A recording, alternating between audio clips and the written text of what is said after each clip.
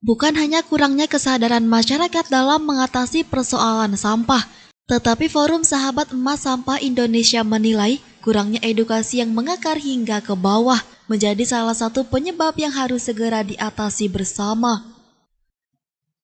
Hal itu dikatakan Ketua Forsepsi Pusat Mina Dewi Sukmawati saat pendatanganan komitmen bersama antara pemerintah daerah, PT Pegadaian, dan Forsepsi, serta diskusi bersama di Ballroom Hotel Golden Tulip, Bandar Lampung, Kamis 30 Mei 2024. Dikatakan persoalan sampah bukan hanya tanggung jawab pemerintah saja, melainkan menjadi tanggung jawab bersama. Diperlukan sinergi, kolaborasi seluruh pihak dan peningkatan peran bank sampah menjadi kunci utama kesuksesan pengelolaan sampah menuju Indonesia bebas sampah tahun 2025.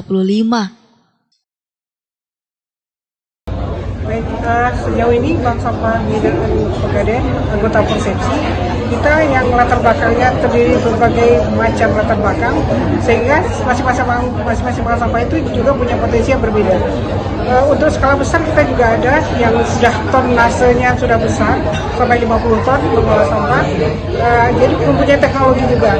Ada yang kecil, jadi intinya dari seluruh bank sampah itu saling berkolaborasi, saling bersinergi, sehingga seluruh bank sampah itu akan maju bersama walaupun dari mereka berbagai latar belakang yang berbeda tentang teknologi pengolahan itu.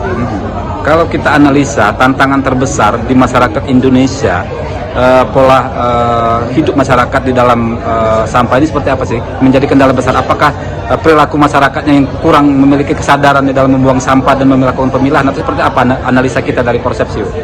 Dari analisa kami di Forsepsi yang memang setiap tahun kita melakukan pendekatan kepada masyarakat, sebenarnya kita tidak bisa menyalahkan masyarakat 100%. Tapi ada hal yang terputus selama ini di sini. Yang pertama edukasi. Edukasi kita belum mengakar sampai ke bawah. Sehingga masyarakat tidak peduli, bukan benar-benar tidak peduli, tapi mungkin ada ketidaktahuan mereka, sehingga mereka memilah sudah, tapi harus diapakan setelah ini. Nah, mungkin dengan kehadiran bank sampah, minimal idealnya 1 RW 1 bank sampah mungkin akan mempersingkat penggunaan sampah ini, sehingga edukasinya, rasa pedulinya, dan rasa kesadarannya semakin dekat. Oke. Ditambahkan pimpinan wilayah 3 Sumbangsel PT Pegadaian Dwi Hadi Atmaka, saat ini terdapat 11 bank sampah yang tersebar di 5 provinsi di wilayah Sumbangsel. Menurutnya PT Pegadaian berkomitmen mendorong bagaimana bank sampah untuk menciptakan nilai tambah atau nilai lebih untuk ekonomi bagi masyarakat.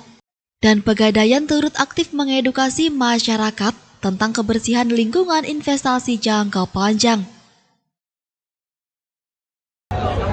Jadi kalau untuk untuk PT Pegadaian Kanwil 3 Sumbangsel, ini kami mempunyai 11 binaan bank sampah yang aktif dan sudah memenuhi kriteria sesuai dengan kesepakatan dalam Forum Sahabat Emas Peduli Sampah Indonesia Forsepsi. Nah, ini kita tersebar di 5 provinsi itu, Pak.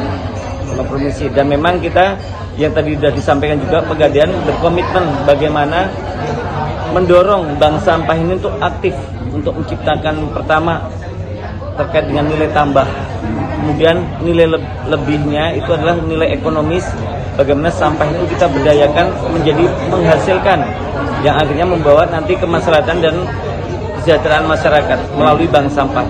Dan kami Pegadaian turut aktif memang dalam melakukan pembinaan bank sampah, karena sebagai salah satu channel kami juga untuk sama-sama kita mengedukasi masyarakat.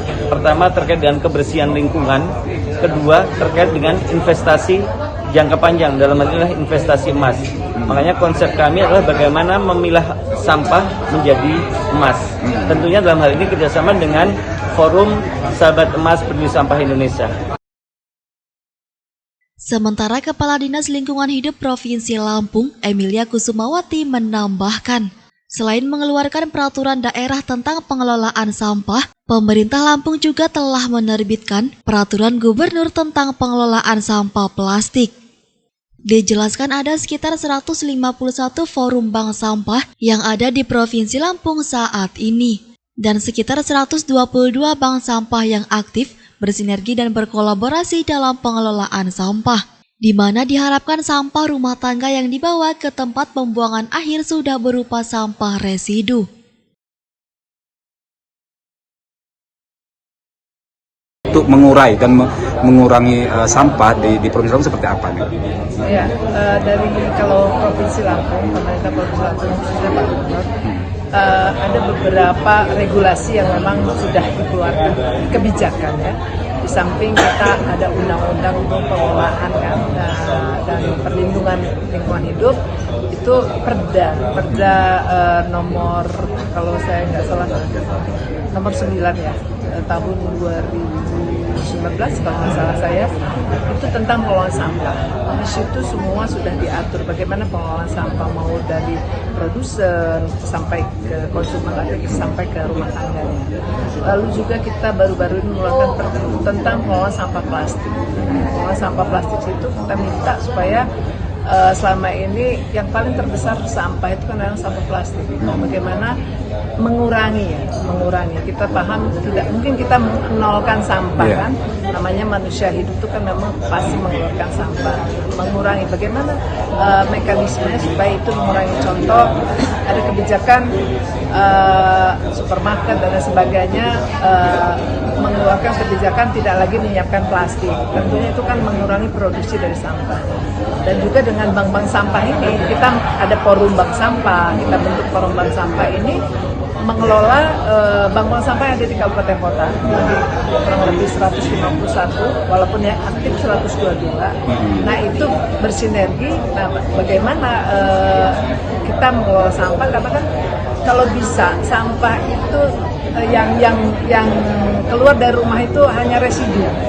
Jadi yang sampah ke TPA itu hanya residu.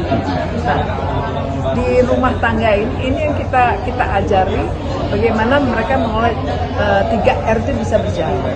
Nah, 3R bisa berjalan tentu tidak hanya masyarakat sendiri yang bekerja, pasti ada pemerintah, ada pihak swasta di situ. Bagaimana tadi yang saya katakan produk-produk yang dihasilkan dari yang sudah dikelola itu bisa menghasilkan uang. Kan? Dari Pesawaran, Fahru Rozi, Saburai TV melaporkan.